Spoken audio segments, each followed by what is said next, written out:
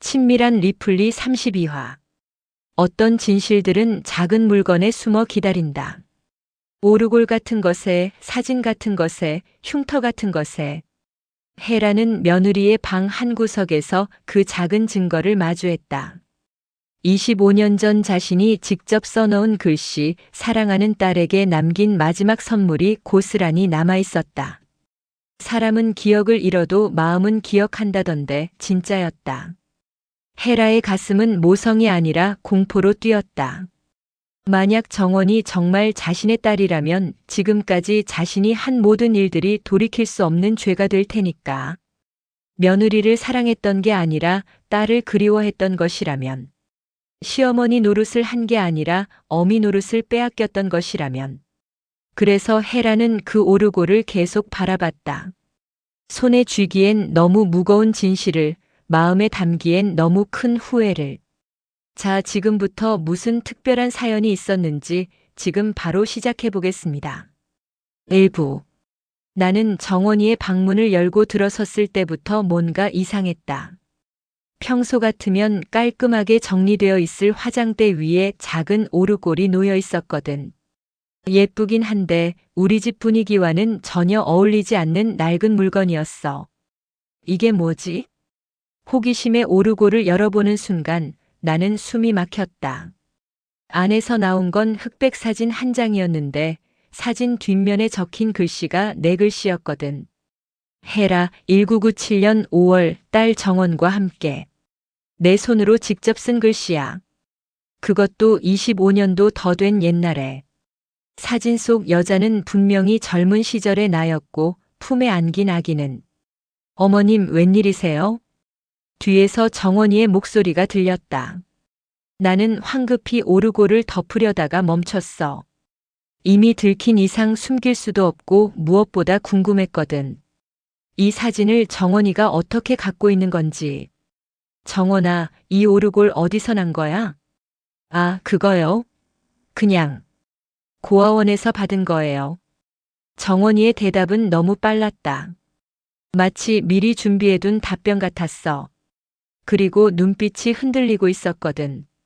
고아원에서? 네, 제가 유일하게 갖고 있는 가족 물건이라서요.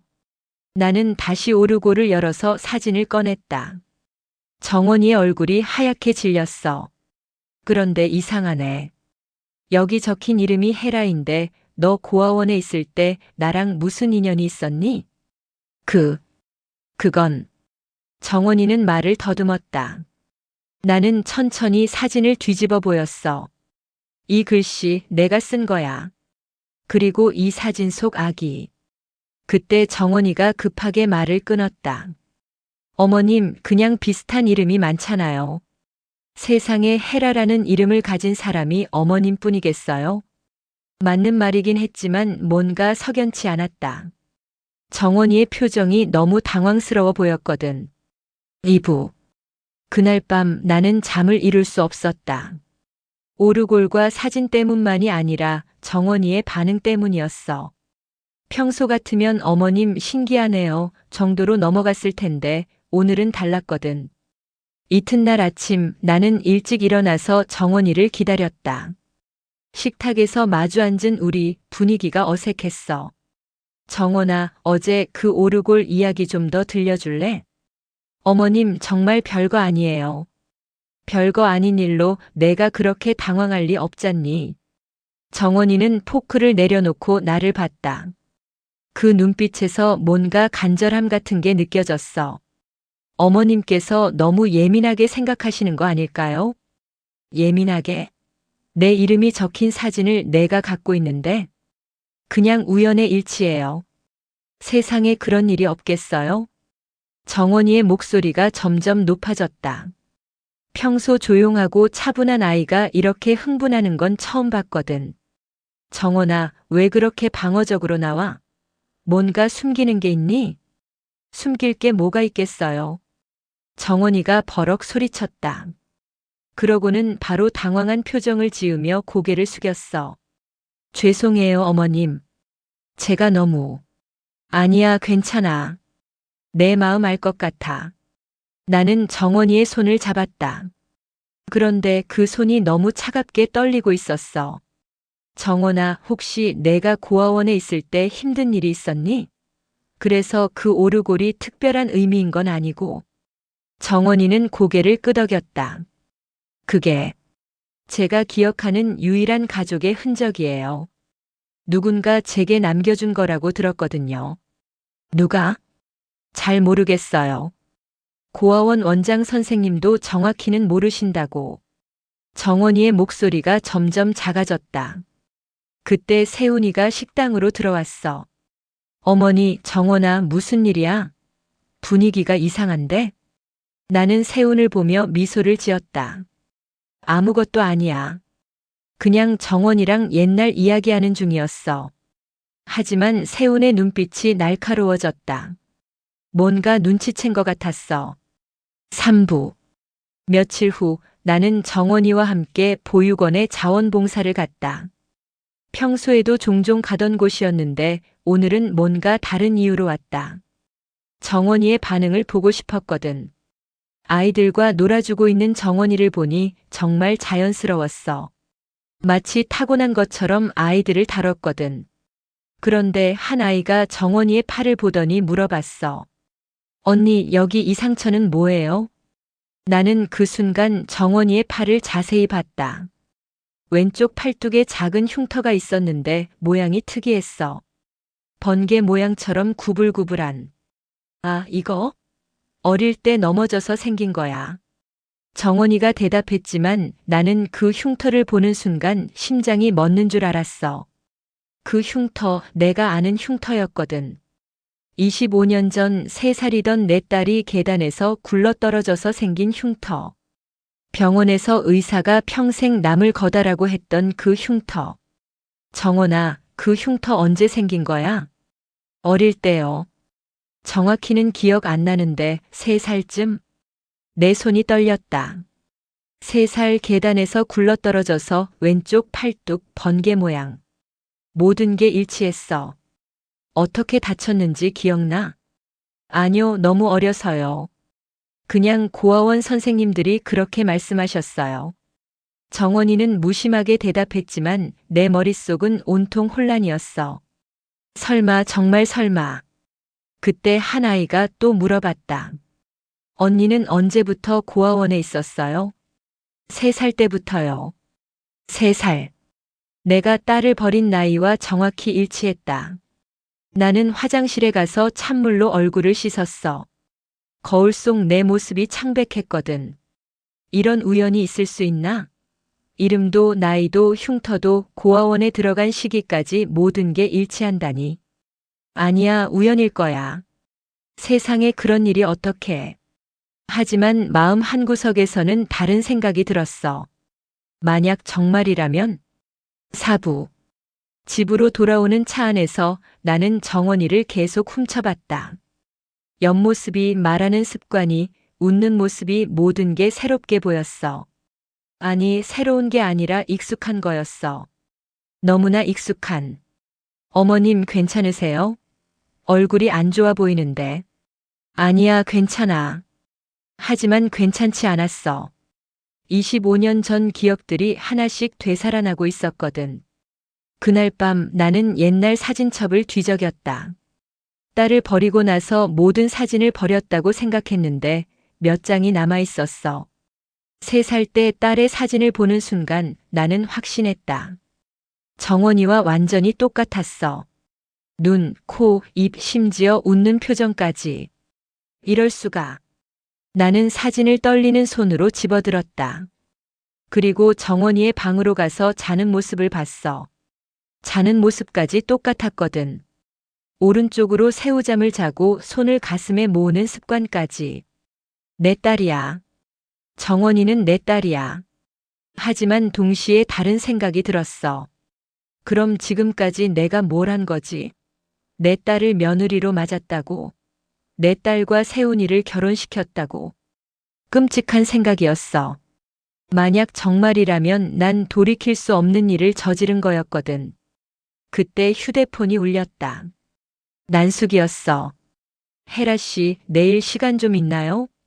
영체 문제로 할 말이 있어서요. 영체 문제. 네, 우리 딸이 요즘 좀 이상해서요. 혹시 집에서 뭔가 있었나요? 나는 잠시 말을 멈췄다. 난숙도 뭔가 눈치챈 걸까? 아니에요, 별일 없어요. 그럼 다행이네요. 그런데 혹시 영채 어릴 때 이야기 더 알고 계신 게 있나요? 어릴 때? 네, 고아원에 들어가기 전 이야기 말이에요. 난숙의 질문이 너무 의미심장했어. 마치 뭔가 알고 있는 것 같았거든. 글쎄요, 영채한테 들은 것밖에 모르는데요. 아, 그렇군요. 그럼 내일 뵙죠. 전화를 끊고 나서 나는 더욱 혼란스러워졌다. 난숙도 뭔가 의심하고 있는 건 아닐까? 오부. 다음 날 난숙을 만나러 가면서 나는 계속 생각했다. 뭘 어떻게 말해야 할지. 만약 정원이가 정말 내 딸이라면 난숙에게 어떻게 설명해야 할지. 헤라 씨, 어서 와요. 난숙은 평소보다 더 다정하게 웃으며 나를 맞았어. 하지만 그 웃음이 어딘지 어색했거든. 영채가 요즘 어떤가요? 괜찮은 것 같은데요. 정말요? 제가 보기엔 좀 불안해 보이던데. 난숙의 말에 나는 긴장했다. 불안해요? 네, 뭔가 숨기는 게 있는 것 같고 자꾸 과거 이야기만 나오면 피해요. 그래, 정원이가 최근에 그랬어. 어릴 때 이야기만 나오면 화제를 돌리려고 했거든. 헤라 씨도 느끼셨죠? 조금은요. 사실 제가 확인하고 싶은 게 있어요. 난숙이 갑자기 진지해졌다. 영채의 출생신고증 좀 확인해 볼 수 있을까요? 출생신고증요? 네, 혹시 모르잖아요. 뭔가 빠뜨린 게 있을 수도 있고. 나는 당황했다. 출생신고증을 확인하면 진실이 드러날 수도 있거든. 굳이 그럴 필요까지야. 헤라 씨, 혹시 뭔가 아시는 게 있는 거 아니에요? 난숙의 눈빛이 날카로워졌다. 무슨 말씀이세요? 영채가 정말 제 딸이 맞나요? 예상치 못한 질문이었어. 난숙도 의심하고 있었던 거야. 당연히 따님이죠. 왜 그런 말씀을? 그럼 이 사진은 뭘까요? 난숙이 사진 한 장을 내밀었다. 내가 어제 본 그 오르골 사진이었어. 이걸 어떻게 해? 영채 방에서 가져왔어요. 이상하지 않나요? 제 딸이 왜 헤라 씨 이름이 적힌 사진을 갖고 있을까요? 나는 할 말을 잃었다. 난숙이 이미 다 알고 있는 것 같았거든. 혹시 영채가 정말 영채가 아닌 건 아닐까요? 난숙의 말에 내 심장이 쿵 떨어졌다. 6부. 난숙과의 만남을 마치고 집으로 돌아오는 길에 나는 모든 걸 정리해 보려고 했어. 하지만 머릿속이 너무 복잡했거든. 집에 도착해서 나는 다시 정원이의 방으로 갔다. 오르골을 더 자세히 살펴보고 싶었거든. 오르골을 다시 열어보니 사진 밑에 뭔가 더 있었어. 작은 종이 조각이었는데 구겨져 있어서 잘 보이지 않았거든. 조심스럽게 펼쳐보니 병원 태그 조각이었어. 이름 칸에 써진 글씨는 거의 번져서 알아볼 수 없었는데 앞 글자만 간신히 보였어. 주마이너스. 주로 시작하는 이름. 주영채? 아니면. 그때 갑자기 기억이 났어. 25년 전 병원에서 딸을 낳고 이름을 정할 때 잠깐 주은비라는 이름을 고려했었거든. 내가 좋아했던 시인의 이름이었어. 하지만 남편이 차수아가 좋다고 해서 그렇게 정했는데. 주은비. 만약 내가 딸을 버릴 때 그 이름으로 바꿨다면? 나는 서둘러 컴퓨터를 켰다. 그리고 25년 전 기록들을 찾아봤어. 고아원 입소 기록, 병원 기록, 모든 걸. 몇 시간을 찾다가 드디어 발견했어. 1997년 5월에 한 고아원에 입소한 3살짜리 여자아이. 이름은 주은비, 입소 사유는 부모 양육 포기. 내가 딸을 버린 날짜와 정확히 일치했다. 주은비. 그 이름을 중얼거리는 순간 모든 퍼즐이 맞춰졌어. 정원이는 내 딸 수아가 아니라 주은비라는 이름으로 고아원에 들어갔던 거야.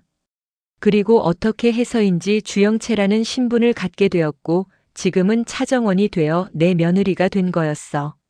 내 딸이 내 며느리가 되다니. 이런 아이러니가 또 있을까?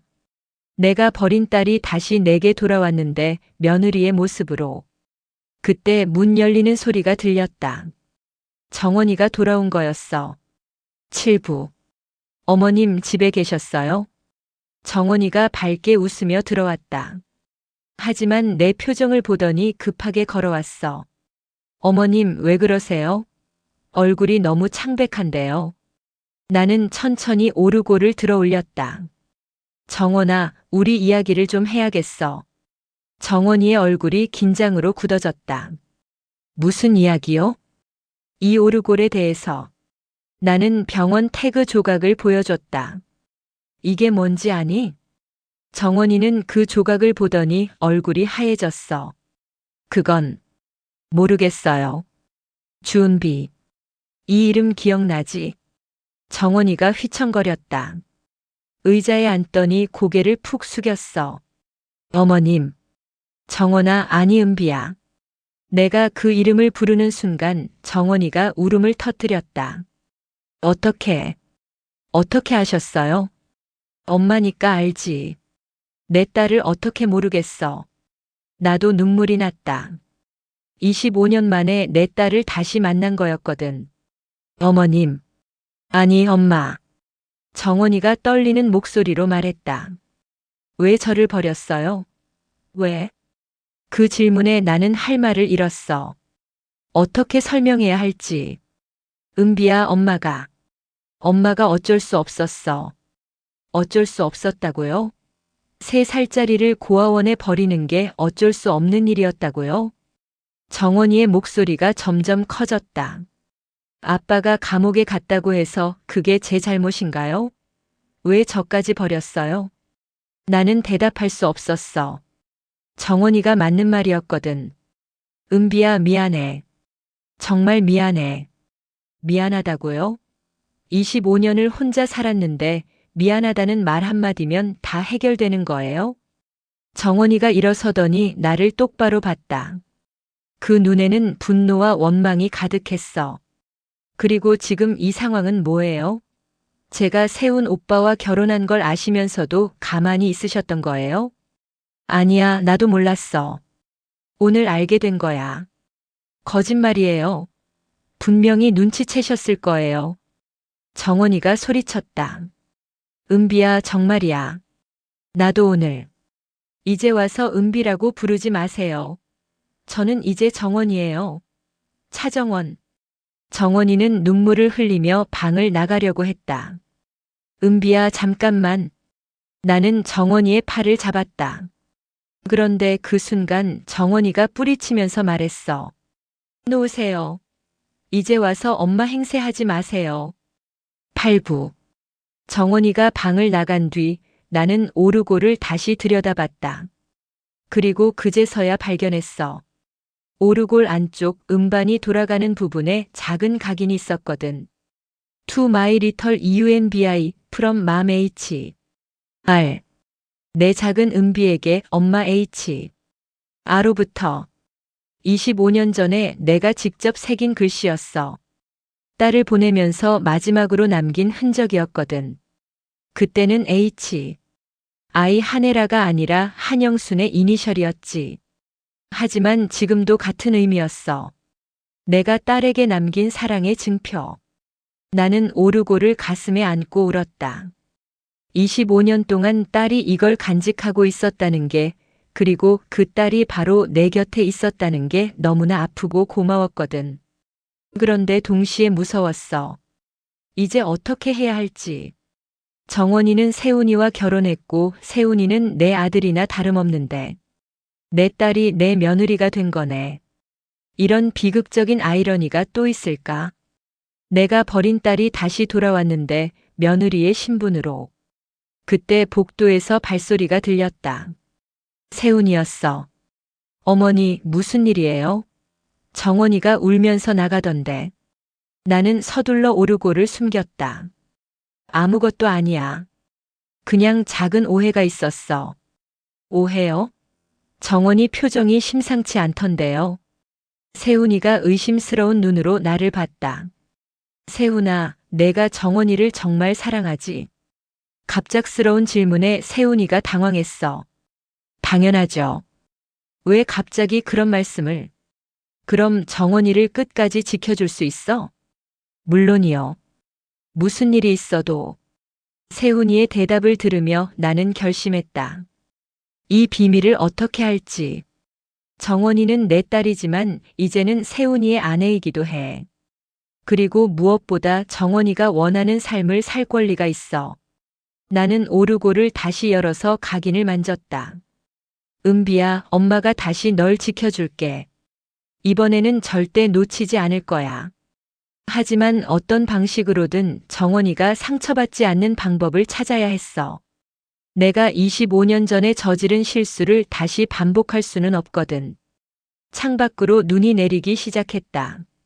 하얀 눈이 모든 것을 덮듯이 우리의 과거도 새하얗게 덮어버릴 수 있다면 좋을 텐데. 하지만 현실은 그렇지 않았어. 진실은 이미 드러났고 이제는 그 진실과 어떻게 살아갈지 결정해야 할 시간이었어. 나는 오르골을 조심스럽게 닫았다. 그리고 중얼거렸어. 은비야, 엄마가 어떻게든 해결해 줄게. 이번에는 널 절대 혼자 두지 않을 거야. 오늘도 함께 해주셔서 진심으로 감사합니다. 구독과 좋아요, 그리고 댓글로 여러분의 이야기도 들려주세요. 여러분의 응원과 공감이 더 좋은 이야기를 만드는 큰 힘이 됩니다.